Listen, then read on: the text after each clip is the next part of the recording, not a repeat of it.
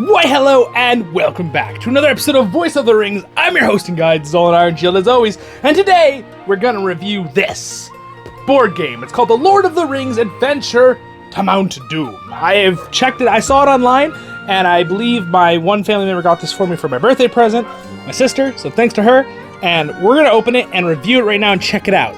So I love the art, by the way, a lot. It's really cool. So let's zoom in here a little bit. Let me grab my chair, sit, get a snack, guys, and let's check out this awesome board game. All right, so again, I just love how it looks, but let's bring you guys a little closer. Woo. All right, there you go. Bring you down just slightly. There we go. Okay, now you guys can see it real nice. All right, so this is the board game. We're gonna check this out and look at it right now. I'm gonna rip off the wrapping here, gonna unwrap it with you guys, and it's an unboxing episode and unwrapping. Hooray! And again, don't forget to like and subscribe. Leave a comment. What's your favorite thing about this game? I'd love to hear. There is the artwork. And if the artwork is your favorite part, well, I mean, that's it. I absolutely love the artwork. I think it's so well done and amazing. I think it's gorgeous artwork. So if I go ahead and let's open it up. Oh, you know what? Let's look at the back first. So here's the side, Lord of the Rings Adventure. Here is the back. We've got Adventures of Mount Doom. This is 1 to 4 playing, age 10 and up, playtime about 50 minutes. Start playing without reading the rules with an app. You can get an app to help you, I guess. And we'll say that is something that deters me from board games, even though I do enjoy a good board game. There we go. In the future, I'll have to, speaking of my sister getting me this for a gift, her and her husband are making a card game. So in the future, I'm going to give you more on that. But that's all you're getting for now. All right, so let's go ahead and open it up here. Ooh, taking forever to open. Ah, there we go. Everything I love about this card game and packaging is wonderful, except I hate this. I know it's the company, but I kind of wish they'd would have put it on the side or something. It just kind of ruins the whole aesthetic of the front of the book. I mean, the cover. Man, I do love this. I would almost want to use this as a background. It's gorgeous. All right, anyway, moving on. So, what we have here is several things, and let's look through them. So we have, let me bring you guys just a tiny bit closer here. Whoop, there we go. Just so we make sure you guys can see. My goal is always to have as best audio and visuals as I can for you guys. Though when I do these review videos, I can sometimes zoom in, but I usually use the nice wide angle because it'll make sure I don't, show you something out of frame while I'm doing it, even though I do try to look at it as I show you. So there it is.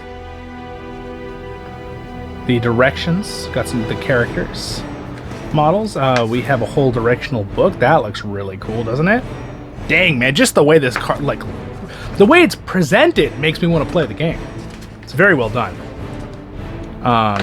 Very cool. All right, so here are the cards. Ooh, they are nicely printed. To pop them out, we have, it looks like, I'm assuming that's Boromir and Legolas, or maybe Aragorn and Legolas. And then we have Gandalf and probably Treebeard, and then the Ring of Power. We've got this cool little book, probably like the Book of West March, right? The one that has the Lord of the Rings and the Hobbit in it, if you know the lore. And then there are some Nazgul. There's only 8 Nazgul, because there's the 9th Nazgul, which is the Witch King. I love it. And then we have the Hobbits. I'm assuming the ones on the right are Frodo and Sam, and the one on the left is Merry and Pippin. Hold on. Never mind. Possibly invert that. I'm not sure. What do you guys think? Leave a comment. Which one do you think is which? Which is the purple one? Which is the orange token? And then, of course, we got Gimli, of course. I mean, there's only one true powerful dwarf. Then we have some Uruk-hai, and then an Uruk-hai leader that's like a sorcerer, but he looks a lot like Lurtz. So I'm not sure who that exactly is supposed to be. And again, the backs is kind of cool because they actually are backwards, which I always think is a cool effect on something like this, that they're all like the back of the book and stuff. Like, that really looks really good, doesn't it? Looks really good. They did a really good job with that, except those ones aren't for some reason. These are the only 2 that don't have a back. That's kind of funny. But yeah, very nice. I like that. I approve. Oh, wow. Look at the board. Look how good the board looks.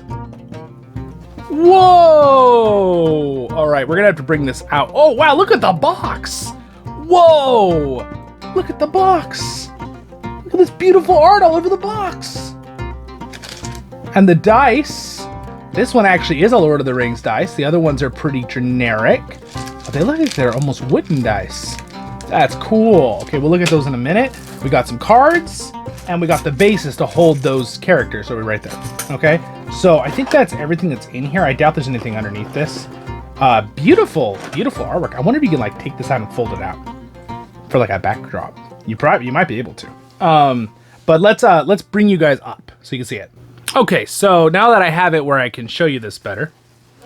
Oh wow, look, there's that. Okay, so this is a little weird to me that this is black and white, but it is neat that the back of the board has something. And I think the reason it's black and white is because they know it'd probably get damaged. But boy, would I mean, this is still freaking cool for black and white. That's really cool because it's huge. I mean, look at my hands. This is huge. I mean, I have pretty big hands too. So it's like, that's a big board. I mean, that's probably like what, like 1.5 feet by, that's pretty cool. I like that.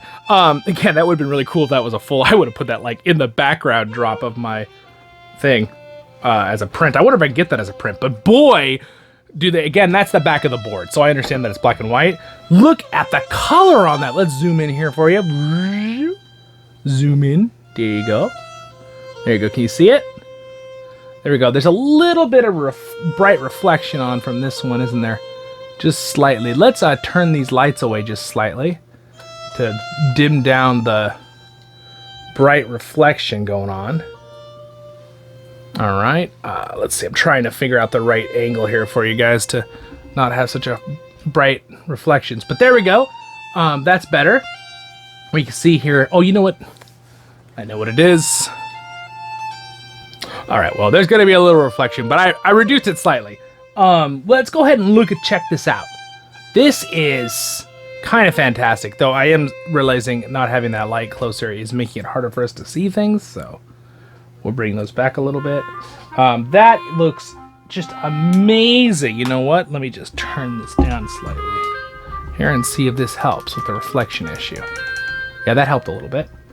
So there we go. That is so cool. So we have Isengard. So again, I've noticed for one, this has nothing to do with the map of Middle-earth. This is purely for fun as a game.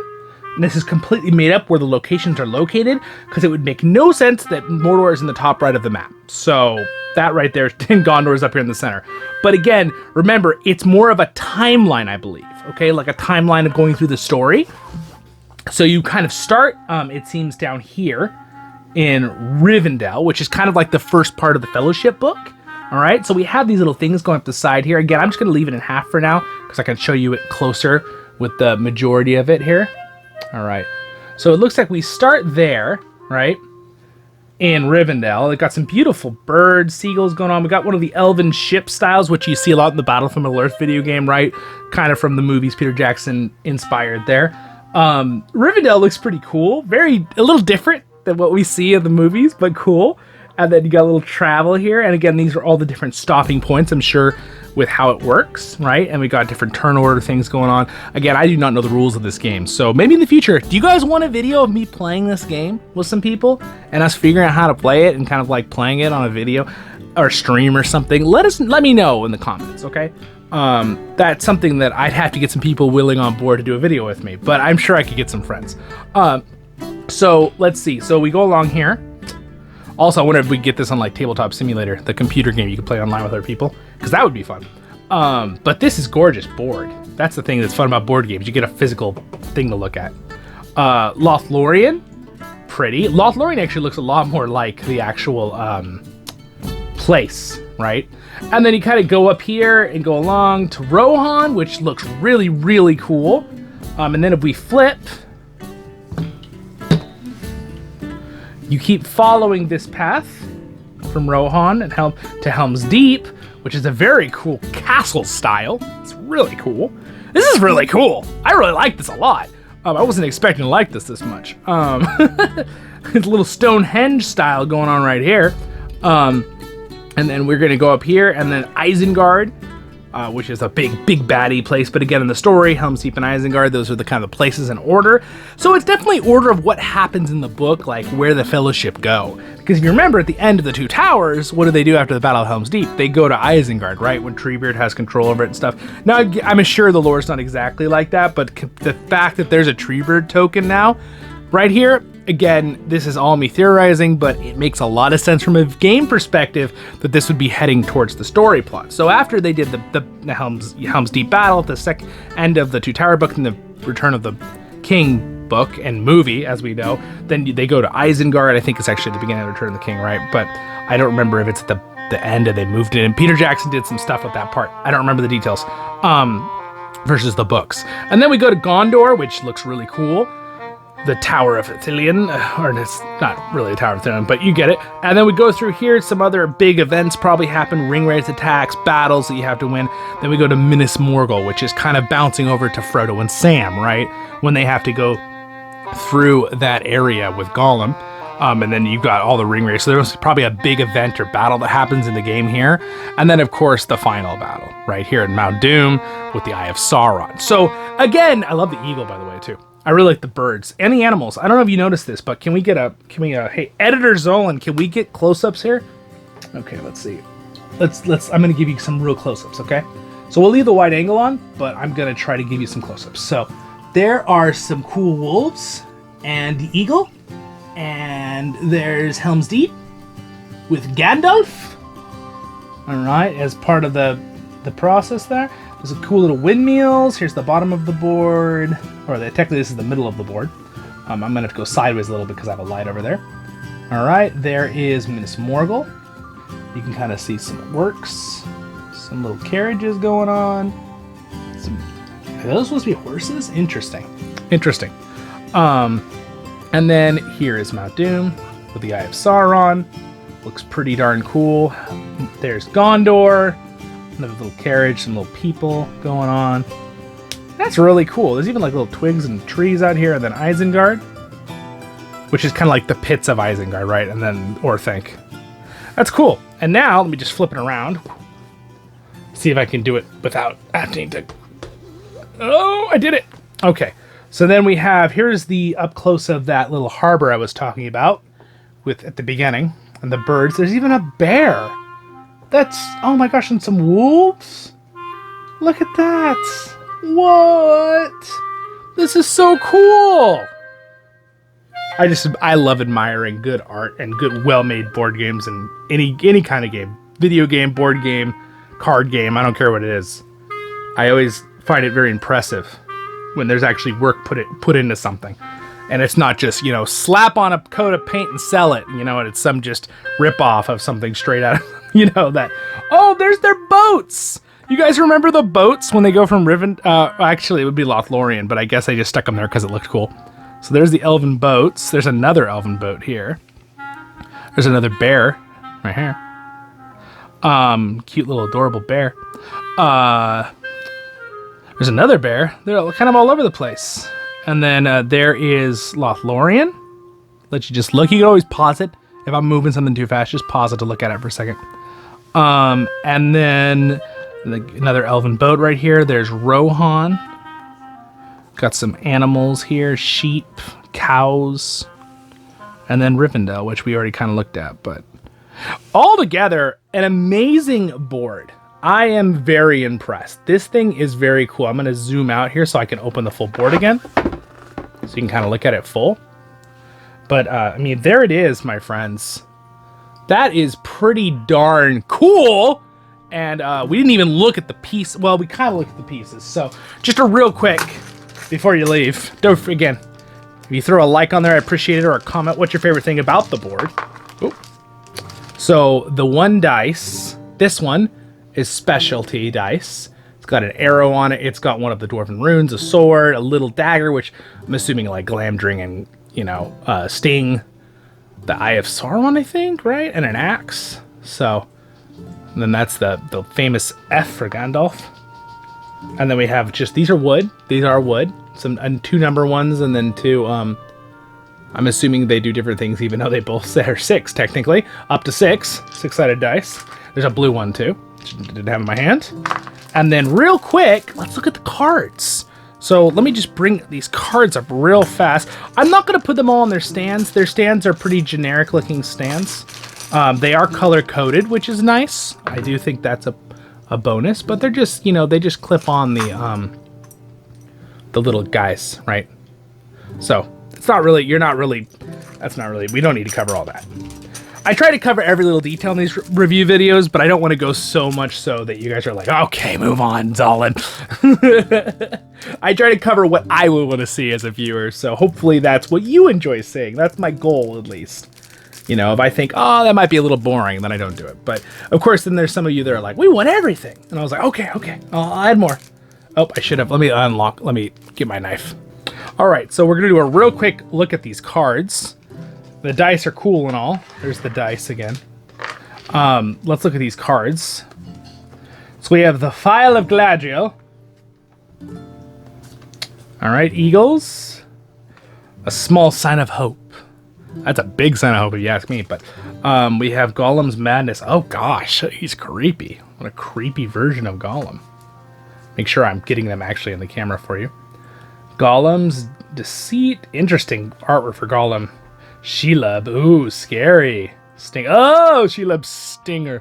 Though, guys, spiders don't have stingers. So this is more of a movie thing. There is a comment about something, I think, in the books, but realistically, spiders don't have stingers. That's more like, you know, wasps or, you know, scorpions. But that's okay. It's a fantasy creature. If they want to add for whatever. I don't think Tolkien said that out. The Ring of Power. All right, roll one back encounter dice. 1 to 5, you're in luck. Oh, I guess 6 is really bad. I don't know. Denethor, dude, Denethor looks awesome. He looks a lot like the movie. I can see where the inspiration for the art came from, but cool. Army of the Dead, dude. These are awesome. These are like I just reviewed recently the magic cards for the board sets, which are very cool art. These aren't rival, like, they're good art. This is good. All right, which King of Angmar? Because magic cards are known for having really cool art. So, Horadrim, Urukai, the Mumakil, or Mumakil, however you like to say it. Muma is kind of fun to say. It's not how I normally say it, but it's fun to say it like that. That's crazy art, though. They look cool. Sauron's Mouth, the Mouth of Sauron. That is a terrifying rendition and idea of the Mouth of Sauron. Yikes. Treebeard, I think it looks awesome. Great job with Treebeard. We have Faramir, Captain of Gondor, to show his quality. Very nice indeed. Grond. You can see a troll pushing it. That's pretty cool. We have Nazgul. We have the Urukai again. We have Orcords. The eyes, Sauron's eye. Again, inspiration from the movies, that it's an actual flaming eye, right? Awen. I think at this point, everyone kind of just likes the fact that the flaming eye is cool, right? In the movies, even though technically it's not in the books. But, I mean, Tolkien does describe him as a unsleeping eye, so, or whatever, lidless. So, it makes sense why Peter Jackson did it. Aemir and Riders of Rohan, and it made it freaking awesome for the movies. Orcord, again, we saw that. Saruman. Dude, Saruman looks freaking epic. That is a cool card. Wormtongue, really terrifying. What a horrible little monster. Galadriel, wow, that's cool. Now, I really get in the mind of Galadriel being like Cate Blanchett, right? Because she's just such an amazing actress, and she's just so cool in real life, too. Real life, I say, but you know what I'm saying. Out of character, I just think she's a cool person too. But she's an elf, Zollin. Oh yeah, I know. But that's beautiful. I like that rendition of it. It's a little bit more of a young look of rendition. Now, I actually think that this kind of look is, I don't know. See, I see Cate Blanchett was like that beautiful, perfect level of maturity of being like a strong, powerful, amazing woman, or in this case, female elf leader, where she looked like older, but yet she didn't look old. She looked like an elf. She's like that weird limbo of like, she looks super young still. I don't know. Cate Blanchett they did such a good job with her. But it is neat to see a younger rendition of Galadriel. Obviously, we do have a younger one too in the Rings of Power, which I don't blame, the actress did a good job. I kind of blame some of her bad lines on the writers because that's their fault. From what I heard too, and some background things. But anyway, moving on. King Theoden, very different than the King Theoden in the movies, but both are awesome. This is really cool art. I like that a lot. Nazgul, we saw it. Oh, we got wargs. Cool. They just look like really scary wolves. I like it. Elrond, very cool. This looks like Elrond from like the 90s, in the 80s or something art. It's cool. I like it. Again, now it's funny because this one they made him look a little bit older, right? More like the Elrond we see in the movies, but very cool. Arwen, that is very interesting art for Arwen. It looks almost human to me. I don't know if that's just because my brain is so used to seeing the Arwen we have in Peter Jackson's adaptation. She's so amazing at it, and she has such a mysterious look, right? As just a person in general. Like, she's just so like, I would describe it as, since I've been watching it since I was a little kid, it's like a haunting beauty. You know what I'm saying with Arwen? It's like unusual. It's very unusual, I guess is the term I'll say. It's not an insult. It's a positive thing. But this looks a little too much human to me, personally. I love it. It's good art, but I think it's a little too human. It looks like it could be like Luthien or something. You guys get that feeling? Leave me a comment. What do you guys think about that? Belrog of that is... Okay, I'm gonna have to say this one's not good. I mean, it's cool art, but this looks like Godzilla from the 70s. Oh, sorry. That got me. That's funny. Oh, that's funny. I mean, it's cool still, but it just doesn't look, I don't know, the mouth, he's just like, bah! And then you realize he's 3 feet tall. No, I'm just kidding. That's what it looks like, you know, from one of those old cartoons. Cave Troll, he's terrifying. That's really scary. Moria Orc, also terrifying. Really, really scary. Nazgul we saw. Saruman, Gandalf's visions. Gandalf looks fantastic. Awesome. I like how most Gandalfs usually, he's described so much in detail in the books that like everyone kind of gets the same gist of what he looks like. Because, I mean, he is described in detail. Boromir, interesting. They went Boromir, kind of looks like a Rohirrim in my mind. But again, that's probably Peter Jackson's movies influences on me, right? We got to be careful in this world, even with fun things. We get biases just because of things we liked, right? I like it. It's good art. I like it a lot.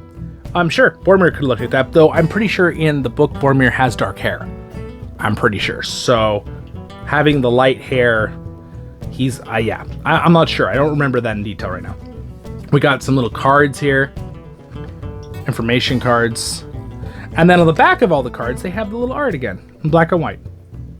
Wow, that's really cool. Those are really cool cards. I thoroughly enjoyed that. I hope you enjoyed that as much as I did. If you did, maybe you could throw a nice comment on there and a like. I'd appreciate it. And subscribe if you're not subscribed.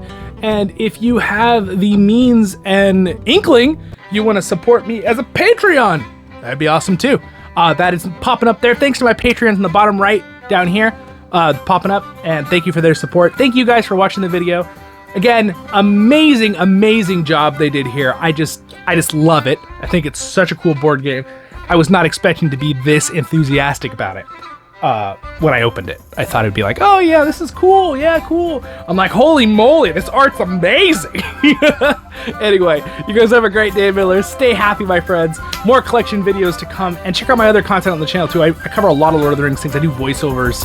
We have a lot of fun here. So I'll see you in the next ones, my friends. Baruch Kazad! Kuzare menu.